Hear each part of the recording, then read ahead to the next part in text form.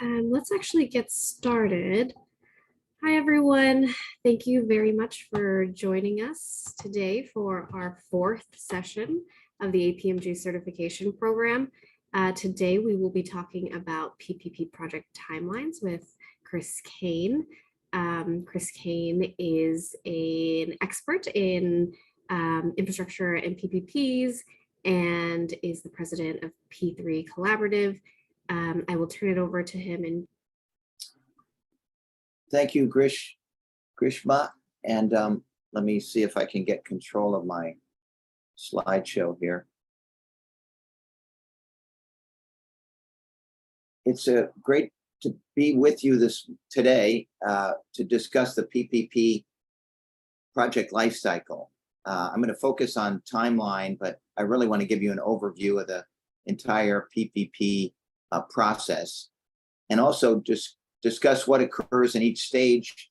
This will be on your exam, and give you some of the tools and techniques on how to avoid and navigate some common bottlenecks and delays in these project timelines. Before I start, it would be good to know what type of projects you all are interested in. And if you want to just put it in the chat, and just maybe 4 categories: transportation, water, wastewater, energy, or buildings. And that Grishma hopefully can take a look at that. We can let me know generally what type of projects you all are interested in. I'm guessing it's all of the above, but perhaps you can tell me what's most important to you if you were able to have a public-private partnership applied to one of these major projects. I've also included a lot of information in these PowerPoint slides, so I don't intend to go through all the detail because it'll take longer than we have, but it'll be a good reference for you later on if you want to go through the slide deck and get an idea of some of the other information that I'd like to convey to you in more detail. So this will be our agenda for today. First, I'm going to give you an overview of the project life cycle and also some of the time management issues that have come up on major projects in other parts of the world. And then I'll break this down into 3 parts. Planning and evaluation, which covers a few of your chapters. Then talk about contracting, and again, try to emphasize where you can save time and improve the process. And then finally, implementation and delivery. I'm going to spend most of the discussion in these 3 parts in planning and evaluation, because that's really where you are at in the development of your program. And it's such a critical part of success that I'll be spending most of my time on that topic. So this is a pretty busy slide, but if you look at the blue bars, this is the life cycle of a PPP project and what activities take place when. The headings along the top get various names. Project development sometimes includes planning and evaluation. Tender, procurement, contracting are all used for that contracting title. And then implementation and delivery, project delivery, your actual implementation of the contracting is on the far right. So as you've studied in chapter 3, we identify the project and screen them to see if it's appropriate for a P3, appraise the project in the evaluation stage in much more detail, and then decide to move forward and begin to prepare the contracting approach. In the contracting phase, this is covered in chapter 5 and 6. There's a structuring and drafting phase, followed by the actual tender or the request for proposals, and finally the award, selection, and execution of a contract. Then you enter into the implementation and delivery stage, which is really involved in the design and construction of the facility, the initial capital, program, and then the operations and maintenance, the long-term implementation of the actual service delivered by the project. I put in a few milestones that are typical, and we'll talk about it, or if you've learned about it. Request for qualification happens sometime during the evaluation phase. An RFP is issued at the beginning of the contracting phase, and then there's contract award, commissioning, and finally handback at the end of operations and maintenance.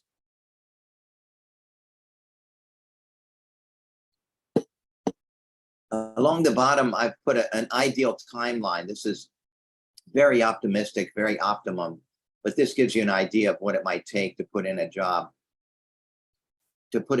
into implementation under the best circumstances. This rarely happens this timely. So I won't go into this chart, but this is in your book in chapter 1. It's the actual PPP process cycle in detail. I'm going to run through each of the stages with you quickly. And again, they'll be in your slides, so you'll be able to take a look at them and understand them in greater detail later on. But the first stage is project identification and screening as a PPP.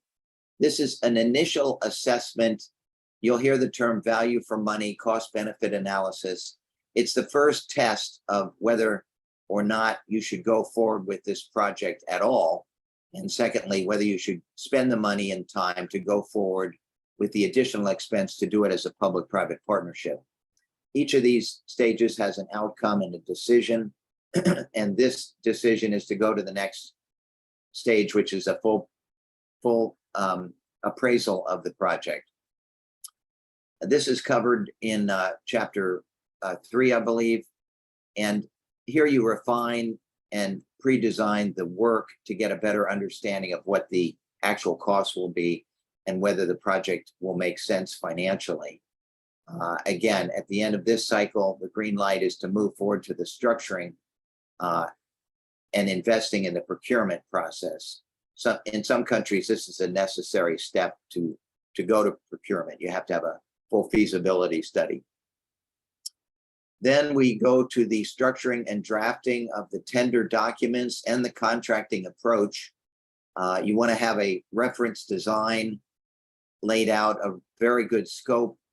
You probably want to do a 2-step procurement where you have a qualification stage. You might even go before that with the request for information to see who's interested. And then you'd pre-qualify proposers to get that group down to a manageable group of 3 to 5 proposers, because you'll get more competition that way, and you'll also get a better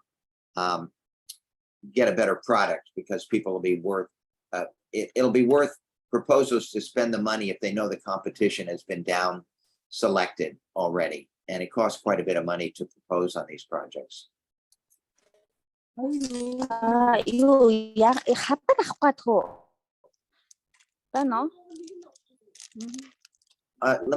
see if I can. I'm having trouble hearing you. Could you repeat the question? Was there a question? Does someone have a question, or might be that Maybe the mic was you were left off on mute. accidentally. Yeah, okay. All right, so then we conduct the tender, and which is the procurement stage. Select a proposer. The evaluation of those proposals is very critical. How you set up the evaluation, make sure it's a transparent and fair process. And then you award the contract and sign the contract. And then the next 2 phases are implementation, and this is really management, contract management. And that primarily involves making sure that you maintain good relationships between the public sector and the private sector, but also that you manage any changes or unanticipated events that may come up during the course of the project.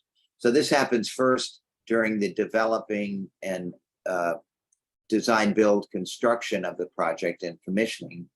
And then it transitions into the operating, maintaining, and finally handing the facility back to the public sector after the 30-year term of the contract, or 50-year, whatever it is. During the O&M stage, this mainly involves evaluating the performance of the contractor, because often in public-private partnerships, the contractor is going to be paid based on his performance. So he might have incentives that add to his payments.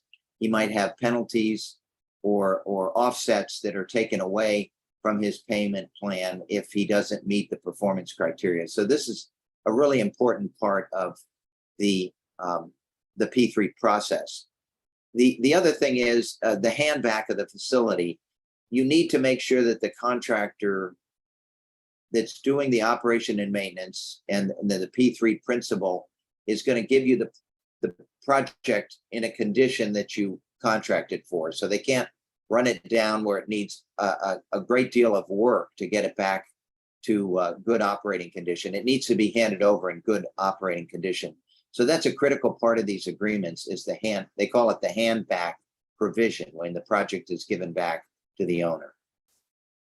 This is just a schematic that I've really appreciated over the years, and it talks about changes in the red line and cost in the black line, and how at the early stages of project, you really have a great ability to make changes. So you're much more flexible, and you can see the cost is much lower to make the change. And that goes all the way up through design. But once you start constructing a project, changes are extremely expensive. And so owners, especially in doing long-term public-private partnerships, need to be sensitive to this and really limit the amount of their changes. So that's the overview of the life cycle. Let me talk about a few other areas that are important for you in developing your public-private partnership program. And the first is environmental and decision-making in the planning. In our country, it takes public agencies 20 years to get some projects in the traditional delivery approach approved and ready for construction. They're often lengthy studies that are not really managed in a way that would indicate you're sensitive to get the job done quicker. There are a number of reviews, there are a number of phases that involve separate funding, and a number of approval cycles. So this is one thing that the P3 project delivery model should help you with, is getting the project delivery streamlined so you can have earlier projects delivered.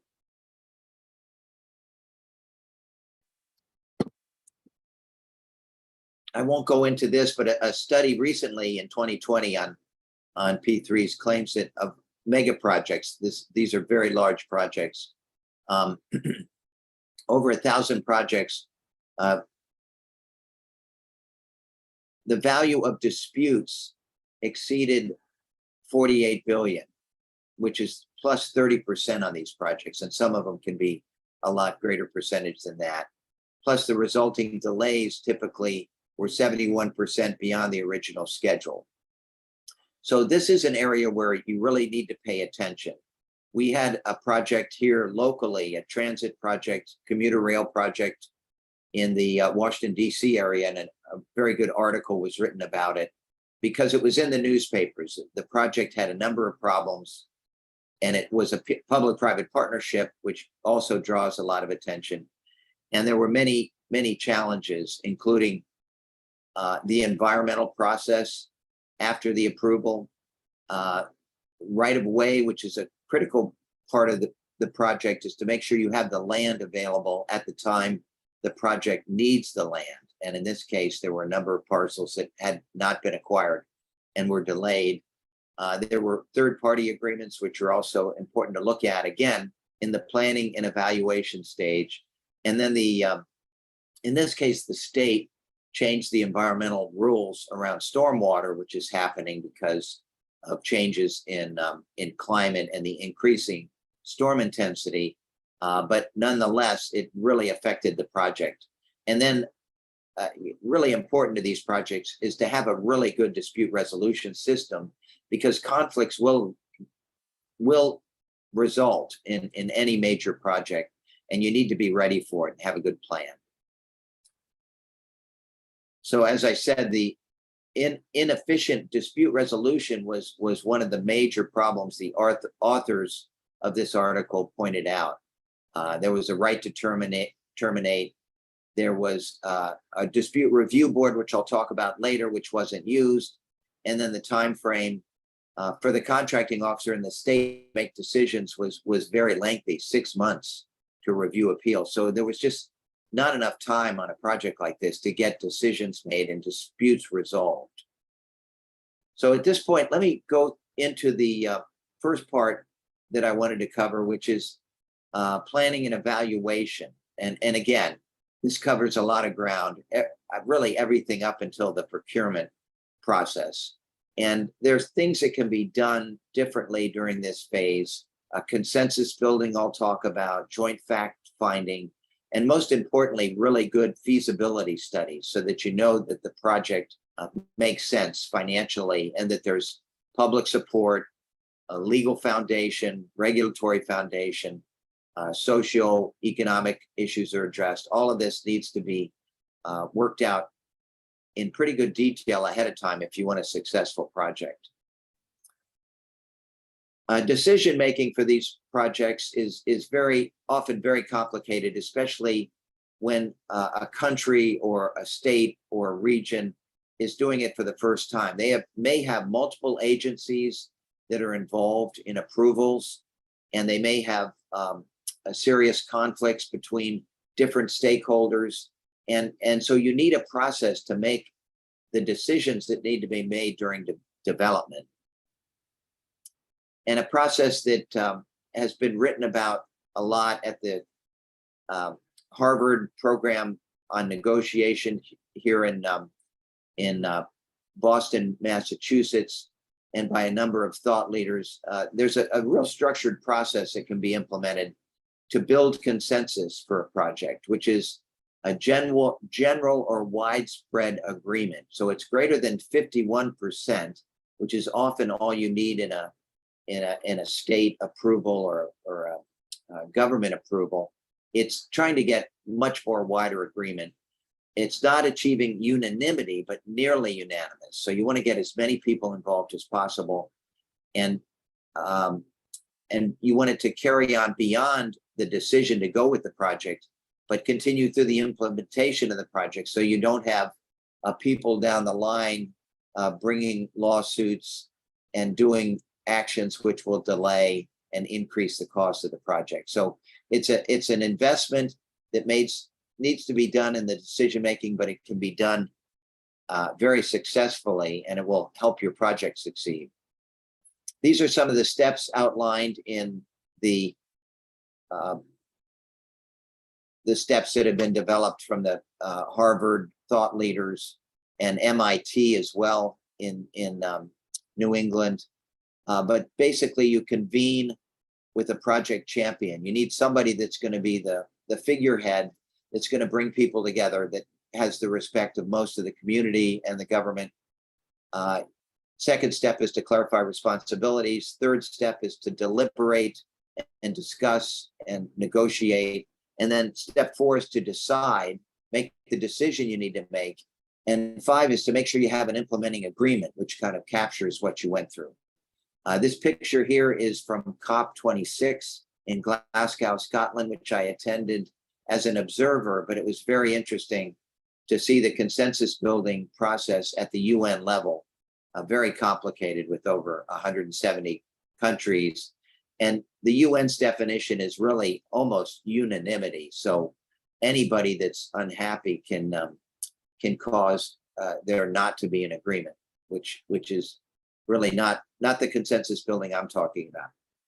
So the goals of consensus building, usually you want to have a mediator involved to assist the public champion. The consensus building would be informally structured, but have face-to-face interactions with stakeholder groups, and also gain participation from affected interests with differing viewpoints, including potential opponents. So you don't want to leave the opponents out in the dark to build their forces and their unhappiness. You'd like to bring them in and see if you can't get some of their interests included in the way the project evolves, so that at least they won't oppose the project. And this can be done by joint fact finding, which is another process, which I'll talk about in a minute. So an example of a consensus building process was done on a public-private partnership I was involved with to help get project funding, mainly in what they call value capture, and that is from the increased property values that would benefit from this project required a tax improvement zone. And to do that, we had a consensus building process, which I have outlined here. But there were a public champion that covered both sides of the political spectrum. We had two public champions jointly. They created a shared vision. The economic impact of the project is really important. You need to show what's going to be the benefit to the community and the stakeholders, each one of them, so that they understand that this is going to be good for them, the community, and their economic growth and the environment. And then make sure you have all the stakeholders included. In this case, it was mainly commercial owners that need to approve taxing themselves. And then you need to understand stakeholders' interest, have a workshop, confirm the commitments, and hopefully get it in writing. So part of what's required is that you have a statutory basis, which they did in this case. There was an actual group formed to convene the stakeholder meetings, which was called LEADER, Landowners Economic Alliance. And then there had to be a land use plan which was compatible with what you were trying to do. And in this case, the land use, it was a transit project. So the land use around transit stations within a half mile or a mile could get increased densities if a transit project was put in place. So the owners of that property automatically had a benefit of twice as much development authority if they wanted to build higher, bigger multi-housing or multi-use projects. The land use law was favorable to them in doing that. And then there was a tax mechanism. Joint fact finding is just again the use of a mediator, which I'm a mediator for the last 25 years. I really believe in the mediation process, to have somebody help parties who otherwise might take a lot longer or might not be able to get to a good agreement, just help facilitate getting to an agreement. And joint fact finding can be done that way. If the two parties, let's say, disagree on an environmental issue, they could hire a third expert or maybe a company that specializes in this, that both sides have confidence in, and have them come up with a joint fact-finding memorandum. In a project that is in our California first of its kind desalinization P3 project, they use this very effectively to get the parties, the environmental interests were very concerned about the brine, which is the output from desalinization, and the temperature of the output. And so the agency in charge of that, the coastal governing agency, decided to do a joint fact finding to see if there wasn't a solution that would satisfy these environmental concerns. And they did find a solution by bringing in additional seawater to blend with the brine and to lower the temperature. They were able to design the project to take care of that issue, and it was done through joint fact finding. So I won't talk about environmental streamlining, but I assume you have a system, and it's really important to have accountability in the environmental process. So somebody is watching in terms of the cost of the process and the schedule. And we've recently passed some efforts in the US to streamline our environmental process. We have given the federal government, where multiple agencies within the federal government are involved, we give one agency the ultimate decision making, so that they can arbitrate conflicts and be the driving force for the approvals. Also, there's a need to limit the time that this can take place, and also the length of the document, which can get very extensive if you're paying consultants to do that. Let me see here. I didn't accept my recording, but I hope that's recording my voice. In any case, environmental streamlining is a real important aspect of that first phase of the project that we're talking about. Now, I want to get into feasibility analysis and talk about this in general, but I'll skim through these slides because it is a lot of information. A feasibility analysis is really just checking the viability of the project and seeing what risk there are that can be and should be mitigated. And often this is broken into a pre-feasibility study followed by a full feasibility study. This is done because the pre-feasibility can do an initial test to see whether you want to move forward and spend a lot more money.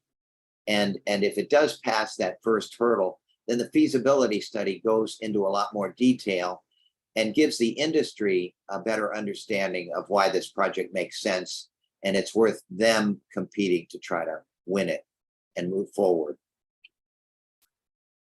This is just a rough cost in US dollars. A feasibility study might be 50 to 100,000, 150,000. And a feasibility study could get up closer to $1 million, depending on the size of the project. But there are a lot of funding agencies that will give grants for international development to do the feasibility analysis. So it's well worth going after those grants in order to get funding, because this is such an important part of the project and will really make a big difference in its success if you do a very thorough feasibility study. These are the 5 areas that are included both in pre-feasibility and feasibility. There's a different level of detail in each, as I mentioned. But basically, you've got technical solution and the cost. That's more the engineering side of the project and the cost. Then there's funding and financing. And that's how are you going to pay for it and how are you going to finance it. Third is the policy, legal, and regulatory, which is mainly kind of the legal foundation to do the project and the type of project you want to do, as well as some of the other tools you might need to implement the project that I'll talk about. Environmental and social is something that is a big issue and getting bigger in terms of international financing. And then finally, commercial structuring and delivery models. How are you going to actually put together the project, since there are many, many alternatives to how you're going to contract, which I'll talk about a little bit at the end of the program this morning or today. This evening for you, I'm thinking. Okay. So again, pre-feasibility and feasibility study will improve the overall outcome for projects. It'll save time and cost for the government with preparation, because you may not want to go forward, which will save time in a feasibility study, which could be spent better on another project.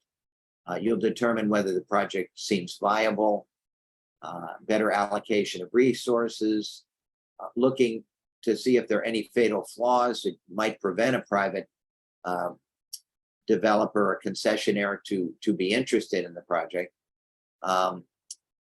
Gives you a chance to develop a realistic and efficient procurement plan, and also gives you an opportunity to get input from the private sector about innovations and attracting higher quality private sector developers if they're allowed to innovate. So I'll just take as a hypothetical wind energy project for our case study, just so I can refer to that. I know there are a number of different projects, and I don't know, Grishma, if you have any indication of what type projects the today's group is most interested in. But but energy obviously is big, and renewable energy certainly is very important. So the wind project I'm going to be talking about is a need for 150 megawatts. That's not huge, but it's not small. There are some preliminary site selections that have been done just using wind maps. Transmission line is probably going to have to be 15 miles to connect wherever the project is, but it could be as much as 30 miles. And the install cost, based on some rough estimates from the industry, are $3 million per megawatt, which means it's a $600 million US dollar project. The key components of a wind energy project, I imagine there's some already in Mongolia, but there's the wind farm layout itself, which has the turbine and the blades and the generators. There's a gearbox involved, a transmission system, and then the final distribution to the end user. So I'll just go through these quickly. On technical, obviously you want to know what is the potential of the wind speeds, because that is really key to the project. It's like source of your water in a hydroelectric plant. What is the source of energy that's going to be captured and sold? Where are the closest transmission lines? Are there going to be property right-of-way issues? What's going to be the cost of that right-of-way? These are a number of questions on a wind project that need to be answered initially. And in addition to the estimated price per kilowatt hour, is it going to be affordable? You also might take on some other questions like, is the grid connection going to be securable? What likely technology might you want to use? And the technology is improving every day in the wind industry. And again, what are some of the key risks? Site conditions, access, force majeure, which is acts of God, conditions beyond anybody's reasonable control. So you want to evaluate the site as part of your technical feasibility analysis, and that could be 1 to 4 years of analysis to set up a station that monitors the wind at the potential site or sites, so you can pick the best one. Or maybe you allow the developer to pick the one that is best for their equipment. And then you're going to need, when you get to feasibility, a bottom-up, at least conceptual engineering estimate to get a better handle on the costs. And a lot of that is available through industry materials. Good estimates of capital costs and operating costs can be found in a lot of the literature.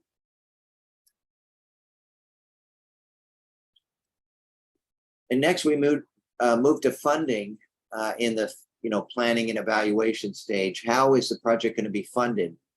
And often there's a misconception that public-private partnerships offer free money, and they really don't. They can create additional avenues for revenues, but the project structure itself using a P3 doesn't create any additional funding. Somebody has to pay the investors back or the concessionaire for the project, and that's usually done either on an availability payment, which I won't go into, but it's like leasing the project from the private sector in a way, with incentives and discounts for performance. Or it might have some element of revenue risk where the developer might take the risk of the sale of the electricity on his own, and that'll be part of his internal funding, will be the risk of financing. But often it's a combination of two types of funding payments. And the objective in the planning and evaluation is to get to a comprehensive funding and financing plan that'll work. Now, financing is how are you going to raise the money now to build the project? So that involves banks, bonds, perhaps, government loans. And so you need to have a comprehensive funding and financing plan. How are the loans going to be paid back, or the bonds? and then how are you going to structure the actual financing with the private sector's help.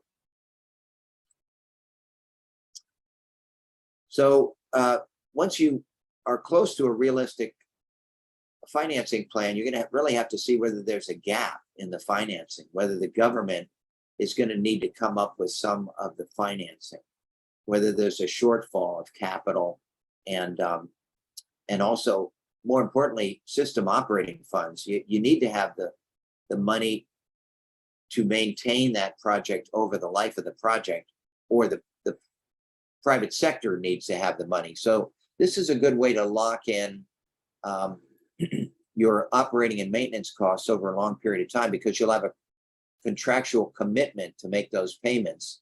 So many governments are tempted in hard times to take money away from operating and maintenance, and that deferred maintenance can create huge infrastructure costs and impacts down the road, including bridges falling down and other real catastrophic conditions, or water being contaminated. So the lack of maintenance can really cost a lot more than the diversion of the funding that you might take advantage of on the short term. One principle I think is really important in setting up a public-private partnership is to make sure you identify who is going to benefit the most from this project, and make sure that they're making a fair contribution. A lot of times, going back to transit is a good example. That transit project may really benefit a community, particular developers, and what you don't want to do is give them tax incentives necessarily, without also asking them over the long term, based on the enhancement of their property values, to make a contribution. And that's the value capture term I used before, which is getting more and more attention, to extract a value payment for the project from the long-term economic benefits. That could be a sales tax. It could be a tax increment on top of property values, or some other kind of assessment. But these are really important because funding is always an issue. So the next area I'll talk about is policy and legal, regulatory. First of all, you need to have enabling legislation. And I'm assuming Mongolia has a public-private partnership statute. It probably has, or is on its way to developing the regulations that each sector might need to implement projects. There has to be, in the eyes of international investors, a system for resolving disputes, and it often requires international arbitration, so that they know there'll be an unbiased hearing. Not that court systems are always biased, but there is that perception that they're going to favor the local government. And then land use, again, I mentioned, is really important on these projects, especially a project like this wind project. I forgot to mention the number of acres that might be required for that type of a wind farm, but I believe it was like 15,000 acres would be required for that 150 megawatt wind farm. So you need to have the right zoning, the right easements, and the right consensus from the local community to get those projects built. Force majeure is one area that is different in every country. What constitutes force majeure? It will be written into your contract, but there may be prohibitions of certain risk being assumed by the government. So all of that needs to be looked at, along with the fatal flaw analysis from a legal point of view. There are some countries that might have a limitation on the length of time that you can finance a project. One country, it was limited to 10 years for commercial loans, and that's got to be a longer period. It doesn't necessarily have to be done with local banks, but it has to be a longer period than that for public-private partnerships. So one fundamental question is, does the legal regime cover the delivery approach you wanted do, and public-private partnerships are not your typical competitive procurement that's normally established under the procurement law. So you have to have the ability to do what's called best value procurement, price and other factors. You need to make sure there's good anti-corruption laws and practice in undertaking these projects, and that there's a transparency and fairness in the evaluation and the procurement process. So all of this should be part of the policy and legal regime underlying the project. So for the wind case study, you know, again, you might ask, does the law allow for a long-term power purchase agreement, which typically would be 30 years? Is the government likely to change regimes and before the contract is firmly in place, or even after it's in place, is there likely to be a change in attitude from a government level? And then what are the applicable taxes? What's the currency exchange rate? How are you going to hedge for that in doing a long-term project like this?